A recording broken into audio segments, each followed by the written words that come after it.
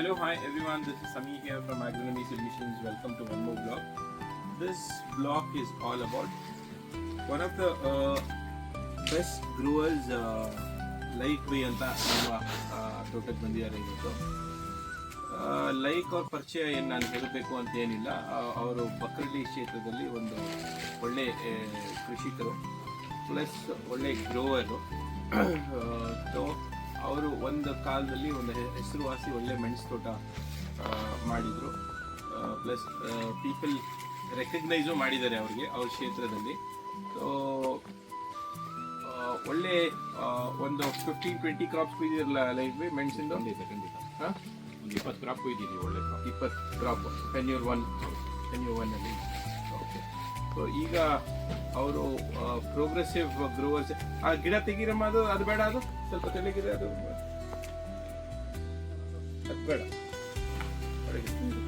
So coming back here, ಒಳ್ಳೆ progressive ಗ್ರೋವರು. ಯಾರ್ಯಾರು progressive grower ಇದ್ದಾರೆ, ಈಗ ಅವರು ಒಂದು ರೀಪ್ಲಾಂಟಿಂಗ್ ಸ್ಟ್ರಕ್ಚರಿಗೆ ಬಂದಿದ್ದಾರೆ.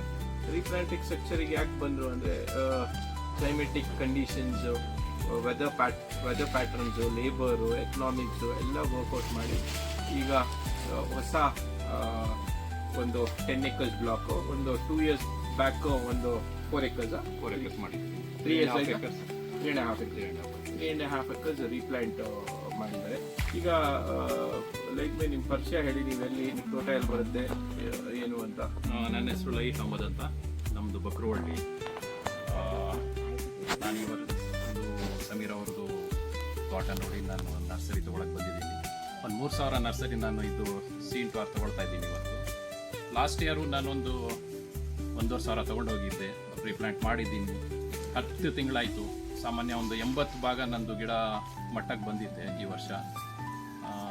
ಈಗ ಲೈಕ್ ಬೈ ನನ್ನ ಒಂದು ಪ್ರಶ್ನೆ ನಿಮಗೆ, ಈಗ ನೀವು ರೀಪ್ಲಾಂಟಿಂಗ್ ಮಾಡ್ತಾ ಇದ್ರಲ್ಲ 10 acres ಪ್ಲಸ್ 3.5 acre ಮಾಡಿದ್ರಿ. ಈಗ ಸುಮಾರು ಜನ ರೀಪ್ಲಾಂಟಿಂಗ್ ಬರ್ತಾ ಇದ್ದಾರೆ. ಈಗ ನಾವು ರೀಪ್ಲಾಂಟಿಂಗ್ ಮಾಡಬೇಕು ಅಂದರೆ, ನಾನು ಯಾವಾಗ 2016-17 ಎಂಟೈರ್ ಎಸ್ಟೇಟ್ ರೀಪ್ಲಾಂಟಿಂಗ್ ಮಾಡಿದ್ರೆ ಅವತ್ತು ಈ ಮಾಹಿತಿ ಇರಲಿಲ್ಲ. ಈಗ ಮಾಹಿತಿಗಳು ಸುಮಾರು ಸಿಗ್ತಾ ಇದ್ದಾವೆ. ಈಗ ನೀವು ಏನು ಪ್ಲ್ಯಾನ್ ಮಾಡಿದ್ದೀರಾ ಅದು ನಮ್ಮ ವ್ಯೂವರ್ಸಿಗೆ ಹೇಳಿದರೆ, ಫಸ್ಟು 3.5 ಎಕರೆಯಲ್ಲಿ ಏನು ಪ್ಲ್ಯಾನ್ ಮಾಡಿ ಹೆಂಗೆ ಮಾಡಿದ್ರಿ, ಸ್ಪೇಸಿಂಗ್ ಏನು, ಪ್ಲಸ್ ನೀವು ಅರೇಬಿಕಾಗೆ ಹೋಗ್ತಾ ಇದ್ದೀರಾ ಅಥವಾ ರೋಬಸ್ಟಾಗೆ ಹೋಗ್ತಾ ಇದ್ದೀರಾ, ಅಡಿಕೆಗೆ ಹೋಗ್ತಾ ಇದ್ದೀರಾ, ಅದು ಸ್ವಲ್ಪ ನಮ್ಮ ವ್ಯೂವರ್ಸ್ಗೆ ತಿಳಿಸಿ. ನಾನು 3.5 ಎಕರೆ ಪೂರ್ತಿ ನಾನು ಡೆಮಾಲಿಷ್ ಮಾಡಿ, ಅಲ್ಲಿ ನೋಡ್ಬೇಕು, ನೀವು ಅಲ್ಲಿ ನೋಡ್ಬಿಟ್ಟೆ ಪೂರ್ತಿ JCP ಇಟಾಚಿ ಕೆಲಸ ಮಾಡಿ ಎಲ್ಲ ನಾನು. ಮತ್ತೆ ಲಾಸ್ಟ್ ಇಯರ್ ಒಂದು ಸ್ವಲ್ಪ ಶುಂಠಿ ಹಾಕಿದ್ದೆ ನಾನು ಅದ್ರ ಜೊತೆ. ಶುಂಠಿಲಿ ಫೇಲ್ ಆಗಿ ಮತ್ತೆ ಬೇಡ ಅಂತ ರೋಬಸ್ಟಾ 10x10 ಮಾಡಿದ್ದೀನಿ ನಾನು. ಸೀನ್ ಟು ಆರೆಕ ಜೊತೆ ಮಾಡಿದ್ದೀನಿ. ಜಿಗ್ಜಾಗ್ ಸ್ಟೈಲಲ್ಲಿ ಮಾಡಿದ್ದೀವಿ ನಾವು. ಟ್ರಂಚಸ್ ಮತ್ತೆ ಪೈಪ್ ಲೈನು ಎಲ್ಲ ಮಾಡ್ಕೊಬಿಟ್ಟಿದ್ದೀವಿ. ಈಗ ಜಿಗ್ಜಾಕ್ ಅಲ್ಲಿ ನೀವು ಮಾಡಿದ್ರೆ ಈಗ ರೋಬಸ್ಟಾ 10x10 440 ಗಿಡ ಕೊಡುತ್ತಾ? ಹೌದು. ಓಕೆ. ಇದು ಅಡಿಕೆನೂ ಅಷ್ಟೇ ಕೊರುತ್ತೆ. ಅಡಿಕೆನೂ ಅಷ್ಟೇ ಕೊಡುತ್ತೆ. 440. ಸಿಲ್ವರ್ ಹಾಕಿದ್ರೆ ಅದಕ್ಕೆ? ಸಿಲ್ವರ್ ಹಾಕಿದೀವಿ, ತೆಗೆದು ಬಿಡ್ತೀವಿ. ಸಿಲ್ವರ್ ಬೇಡ ಅಂತ ಅನ್ಸ್ತಾ ಇತ್ತು ನನಗೆ ಈಗ. ಓಕೆ. ಈಗ ಆರೇಕ ಜೊತೆ ಸೂಟೇಬಲ್ ಆಗೋದಿಲ್ಲ ಅಂತ ನಂದು ಇದು. ಓಕೆ. ಸೊ ಈಗ ಈ ವರ್ಷಕ್ಕೆ 10 ಎಕರೆ ಏನು ನೀವು ಈಗ ಹಿಟಾಚಿ JCP ಎಲ್ಲ ತರಿಸಿ ಪೂರ್ತಿ ಲ್ಯಾಂಡ್ ಪ್ರಿಪರೇಷನ್ ಮಾಡಿಕೊಂಡು ಏನು ಮಾಡ್ತಾ ಇದ್ದೀರಾ, ಅದರ ಸ್ಪೇಸಿಂಗ್ ಬಗ್ಗೆ ಸ್ವಲ್ಪ ತಿಳಿಸಿ. ಅದು ನಾನು ಇವ್ರು ಸಮೀರ್ ಅವ್ರ ತೋಟ ನೋಡಿ ಕಳೆದ ಒಂದು 2 ವರ್ಷದಿಂದ ನಾನು ಇಲ್ಲಿ ಬರ್ತಾ ಇದ್ದೀನಿ. ಇವರಲ್ಲಿ ಎಲ್ಲ ಸ್ಪೇಸಿಂಗು ಐತೆ. 10x10, 8x8, 9x9. ಅದರಲ್ಲಿ ನನಗೆ ಸೂಟೇಬಲ್ ನನಗೆ ಕಾಣಿಸಿದ್ದು ಒಂದು 9x9. ಹಾಗಾಗಿ ನಾನು ಈ ವರ್ಷ 9x9 ಮಾಡೋಣ ಅಂತ ಎಲ್ಲ ಪ್ರಿಪರೇಷನ್ ಮಾಡಿ. ಇದು ನಿಮ್ಮ ಈಗ ನಮ್ಮದು ಲೈಕ್ ಬೈ ನಮ್ಮದು ಕೆಲವು ಕಡೆ ಸರಿಯಾಗಿದೆ, ಕೆಲವು ಕಡೆ ಸರಿಯಾಗಿಲ್ಲ. ಬಿಕಾಸ್ ಈ ಮಾಹಿತಿ ಇರಲಿಲ್ಲ ಆಗ ನಾನು ಸ್ಟಾರ್ಟ್ ಮಾಡಿದಾಗ. ಈಗ ನೀವು 9x9 ಮೊನ್ನೆ ನನಗೆ ಹೇಳಿದ್ರೆ ಜಿಗ್ಜಾಕ್ ಮಾಡ್ತೀನಿ ಅಂತ. ಯಾರಿಗಾದ್ರೂ ಸ್ವಲ್ಪ ಹೆಲ್ಪ್ಫುಲ್ ಆಗುತ್ತೆ, ನೀವು ಹೇಳಿ ಏನು ಜಿಗ್ಜಾಕ್ ಕಾನ್ಸೆಪ್ಟ್ ನಿಮ್ದು ಹೆಂಗೆ ಅಂತ. ಯಾಕಂದ್ರೆ ನಾವು ಅವತ್ತು ಮಾತಾಡಿದಾಗ ಸ್ವಲ್ಪ ಸನ್ಲೈಟ್ ಪೆನಿಟ್ರೇಷನ್ ರೋಬಸ್ಟಾಗೆ ಜಿಗ್ಜಾಕ್ ಮಾಡಿದಾಗ ಚೆನ್ನಾಗಿ ಸನ್ಲೈಟ್ ಪೆನಿಟ್ರೇಷನ್ ಆಗುತ್ತೆ. ಯಾಕಂದ್ರೆ ರೋಬಸ್ಟಕ್ಕೆ ಬೆಳಕಬೇಕು, ಸನ್ಲೈಟ್ ಬೇಕು. ಸೊ ಅದರಿಂದ ಅದು ಸ್ವಲ್ಪ ನೀವು ಮಾಹಿತಿ ಕೊಟ್ಟರೆ ಎಷ್ಟು ಗಿಡ ಕೂರ್ತವೆ 9x9 ಜಿಗ್ಜಾಕ್ ಮಾಡೋದ್ರಿಂದ ಏನು, what is the importance of it ಅಂತ. ಜಿಗ್ಜಾಗ್ ಅಂದ್ರೆ ಸೆಂಟ್ರ್ 4 ಗಿಡದ ಮಧ್ಯ ಬರೋದಿಲ್ಲ ಗಿಡ. ನಮ್ದು ಏನು ಅರೆಕಾಯ್ತಲ್ಲ ಅದು ಒಂದು ರೋಬಿಸ್ಟಾ ಕೂತ್ರೆ ಈ ಕಡೆ ಸಾಲಲ್ಲಿ ಒಂದು ಅರೇಬಿಕಾ ಇದು ಅರೆಕಾ ಕೂರುತ್ತೆ ಅಷ್ಟೇ. ಏನು ಮೆಥಡ್ ಏನು ಸ್ಪೆಷಲ್ ಏನು ಇಲ್ಲ ಅದರಲ್ಲಿ. ಓಕೆ. ಸೊ ಈಗ ನೀವು ಮಾಡ್ತಾ ಇರೋದು ಈಗ ಕ್ರಾಸ್ ನಿಮಗೆ ಏನ್ ಬರುತ್ತೆ, ಈಗ ಅಡಿಕೆಯಿಂದ ಅಡಿಕೆಗೆ ಕ್ರಾಸ್ 1 ಅಡಿ ಜಾಸ್ತಿ ಸ್ಪೇಸಿಂಗ್ ಸಿಕ್ಕತ್ತೆ, ಅದು ಜಾಸ್ತಿ ಸಿಗುತ್ತೆ, ಗಿಡ ಜಾಸ್ತಿ ಕೂರ್ತಾವೆ ನಿಮಗೆ. ಈಗ 9x9 ಅಂದ್ರೆ 560 530 ಇಂದ 560 ಅಂತ ಕೂರುತ್ತೆ. ಯಾಕಂದ್ರೆ ನೂಕಿನ್ ಕಾರ್ನರ್ಸ್ ಎಲ್ಲ ಮಾಡ್ಕೊಂಡ್ರೆ ನಾವು ಒಂದು 1 ಸ್ಕ್ವೇರ್ ಫೀಟ್ ಜಾಗನ ವೇಸ್ಟ್ ಮಾಡಿದ್ರೆ ಸೊ ನಮಗೆ ಅಷ್ಟು ಸಿಗ್ಬೋದು ಅಂತ ನಮ್ಮ ಒಂದು ಕ್ಯಾಲ್ಕುಲೇಷನ್ಸ್. ಈಗ ನಾನು ಆಕ್ಚುಲಿ 9x18 ಮಾಡೋಣ ಅಂತ ಮಾಡಿದ್ದು ನಾವು. ಮತ್ತೆ ನಿಮ್ದು ಇಲ್ಲಿ ನೋಡಿ 9x18 ಮಾಡಿದ್ರೆ ಏನ್ ನಾವು ಅರ್ಥ ಮಾಡ್ಕೋಬೇಕು ಅಂದ್ರೆ ಎಲ್ಲರಿಗೂ ನಾನು ಅದೇ ಹೇಳೋದು, ನೀವು ಎಷ್ಟು ದೂರ ಇಡ್ತೀರಾ ಅಷ್ಟು ಕೆಲಸದವರೆಗೆ ತೊಂದರೆ ಆಗುತ್ತೆ. ಸ್ಪ್ರೇ ಮಾಡಕ್ಕೆ, ಅಡಿಕೆ ಕುಯ್ಯಕ್ಕೆ ಅವ್ನು ಸುಸ್ತಾಗ್ಬಿಡ್ತಾನೆ. 9x18 ಅವನಿಗೆ ಹತ್ತತ್ರ ಇರಬೇಕು, ಇಲ್ಲಾಂದ್ರೆ ಸ್ಟ್ಯಾಂಡರ್ಡ್ ಫಾರ್ಮೇಶನ್ 10x10. ನೀವೆಲ್ಲ ಈಗ ಕೃಷಿಕರು ಅಂದ್ರೆ ನೀವು 24 ಗಂಟೆ ತೋಟದಲ್ಲೇ ಇರ್ತೀರಾ. 24 ಗಂಟೆ ನಮ್ಮಂಗೆ ನೀವು ತೋಟದಲ್ಲಿ ಇದ್ದಾಗ ನೀವು 9x9 ಹೋಗೋದ್ರಿಂದ ಏನು ತೊಂದರೆ ಆಗಲ್ಲ. 10x10 it's a basic formation. 9x9 ನೀವು 24 ಗಂಟೆ ತೋಟದ ಇರೋದ್ರಿಂದ ಒಂದು ಸ್ವಲ್ಪ ಎಲ್ಲಾದ್ರೂ ಫೈನ್ ಟ್ಯೂನಿಂಗ್ ಆದರೆ ನೀವು ನೋಡ್ಕೋತೀರಾ, ಅದಕ್ಕೆ ಏನು ನ್ಯೂಟ್ರಿಷನ್ ಮಾಡಬೇಕು, ಏನು ಗೊಬ್ಬರ ಮಾಡಬೇಕು ಅದೆಲ್ಲ ಮಾಡ್ಕೋತಿರೋದ್ರಿಂದ 9x9 ಸೂಕ್ತ ಅಂತ ನನ್ನ ಅನಿಸಿಕೆ. ಯಾಕಂದರೆ ನಮಗೆ ನಂಬರ್ ಆಫ್ ಪ್ಲಾಂಟ್ಸ್ ಜಾಸ್ತಿ ಕೂರುತ್ತೆ. ಸೊ ಆ ನಂಬರ್ ಆಫ್ ಪ್ಲಾಂಟ್ಸ್ ಕೂರಿದಾಗ ಯಾವುದಾದ್ರೂ ಒಂದು 50-100 ಗಿಡ ಸ್ವಲ್ಪ ಹಾಲಿಡೇ ಪೀರಿಯಡಿಗೆ ಹೋಗಿದ್ದಾಗ ನಮಗೆ ಈ ಗಿಡಗಳು ಎತ್ಕೊಟ್ಬಿಡ್ತವೆ ಅಂತ ನಮ್ಮ ಅನಿಸಿಕೆ ಅಂತ.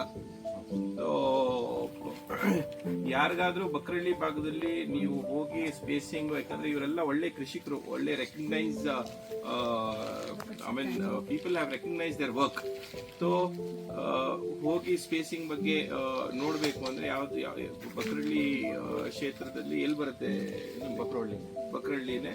ಸೊ ನೀವು ಅಲ್ಲಿ ಹೋಗಿ ನೋಡ್ಕೊಂಡ್ ಬರ್ಬೋದು ಯಾರಾದ್ರೂ ರೀಪ್ಲಾಂಟಿಂಗಿಗೆ ಹೋಗ್ತಾ ಇದ್ರೆ. ಈಗ ಲೈಕ್ ಬೈ ಈಗ ನೀವು ನಂದು ನಿಮ್ದು ಏನು ಹಳೆ ಪರಿಚಯ ಅಲ್ಲ, ಬಟ್ ಒಂದು 1.5 ವರ್ಷ 2 ವರ್ಷದಿಂದ ನೀವು ನಮ್ಮ ತೋಟಕ್ಕೆ ಬರ್ತಾ ಇದ್ದೀರಾ, ಹೋಗ್ತಾ ಇದ್ದೀರಾ.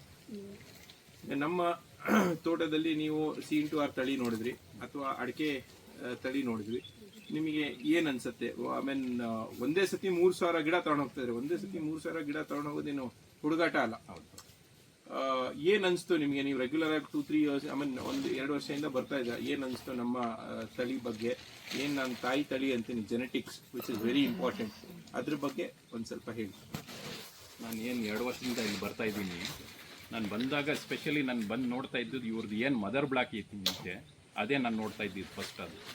ಅದು ಯಾವ ಸೀಸನಲ್ಲಿ ಯಾವ ಥರ ಬಿಹೇವ್ ಮಾಡುತ್ತೆ ಗಿಡ ಅಂತ ಹೇಳ್ಬಿಟ್ಟು. ಲಾಸ್ಟ್ ಇಯರ್ ಡ್ರಾಟ್ ಇತ್ತು, ಮತ್ತು ಲಾಸ್ಟ್ ಇಯರ್ ಕ್ರಾಪು ನೋಡ್ದು, ಹೆವಿ ಕ್ರಾಪ್ ನೋಡ್ದು, ಕ್ರಾಪ್ ಎಲ್ಲ 2 ವರ್ಷದಿಂದ ತುಂಬ ನಾವು ಇಲ್ಲಿ ಅಬ್ಸರ್ವ್ ಮಾಡಿದ್ದೀವಿ. ಅಬ್ಸರ್ವ್ ಮಾಡಿಬಿಟ್ಟು ಹಾಗಾಗಿ ಇಲ್ಲೇ ತಗೋಬೇಕಂತ ಇದು ಮಾಡಿದ್ವಿ. ನೋಡು ಅದೆರಡು ಗಿಡ. ಸೊ ನೀವು ಈಗ ಕ್ರಾಪ್, ತಳಿ, ಜೆನೆಟಿಕ್ಸ್ ಎಲ್ಲ ನೋಡಿದಾಗ ನಿಮಗೆ ಓಕೆ ಯು ಕ್ಯಾನ್ ಹೋಗ್ಬೋದು ಅನಿಸ್ತಾ? ಹೌದು, ಖಂಡಿತ. ಯಾಕಂದರೆ ಹಳೆ ಗಿಡನೂ ಅಷ್ಟೇ, ಹೊಸ ಗಿಡನೂ ಅದೇ ಥರ ನೀವು ಯೂನಿಫಾರ್ಮಾಗಿ ಮೇಂಟೈನ್ ಮಾಡಿದ್ದೀರಾ.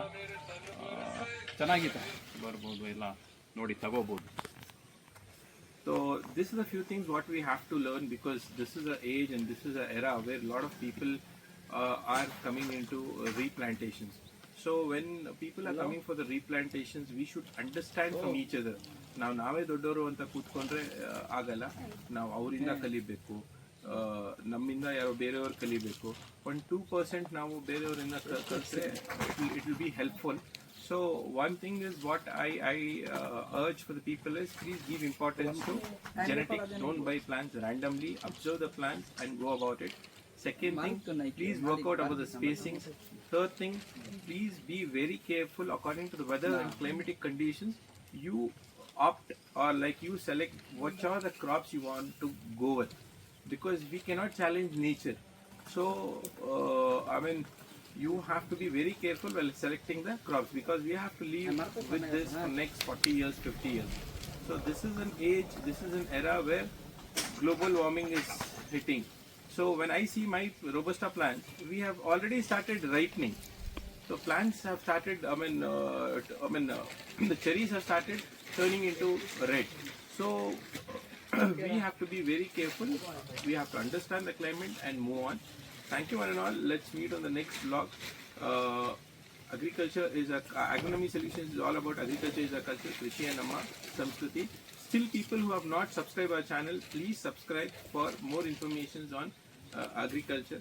Who have not liked my videos, please like my videos, please share my videos, please do comment on the replanting and the spacing, what we have to go, how we have to go about it, whether 10 by 10 is the best, 9 by 9 is the best. Please do comment so that we can learn from each other. Thank you one and all. Let's meet on the next vlog. ಸ್ವಲ್ಪ ಸಣ್ಣ ಗಿಡ ಇಟ್ಬಿಡ್ತಾ ಇದ್ರೆ, ಸಣ್ಣ ಗಿಡ ಬೇಡ, ಪೂರ್ತಿ ಸಣ್ಣ ಗಿಡ ಇಡ್ಲೇಬೇಡಿ. ಇನ್ನೊಂದ್ಸತಿ ಚೆಕ್ ಮಾಡಿ.